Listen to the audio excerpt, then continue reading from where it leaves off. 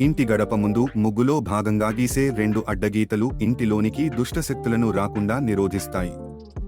ఇంట్లో ఉన్న లక్ష్మీదేవి బయటకు వెళ్లకుండా చూస్తాయి. ముగ్గు వేసి దానికి 4 వైపులా 2 అడ్డగీతలు గీస్తే అక్కడ శుభకార్యాలు, మంగళకరమైన పనులు జరుగుతున్నాయని గుర్తు. పండుగల సమయంలో ఈ విధంగా ఖచ్చితంగా వేయాలి.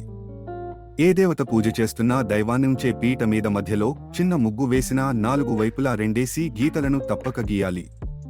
నక్షత్రం ఆకారం వచ్చేలా గీతలతో వేసిన ముగ్గు భూత, ప్రేత, పిశాచాలను ఆ దరిదాపులకు రాకుండా చూస్తుంది. అవి కేవలం గీతలే కాదు, యంత్రాలు కూడా. యంత్ర, తంత్ర శాస్త్ర రహస్యాలతో కూడి ఉండడం వలన మనకు హాని కలిగించే చెడ్డశక్తులను దరిచేరనీయవు. అందుకే ఏ ముగ్గునైనా తొక్కకూడదు. తులసి మొక్క దగ్గర అష్టదళ పద్మం వేసి దీపారాధన చేయాలి.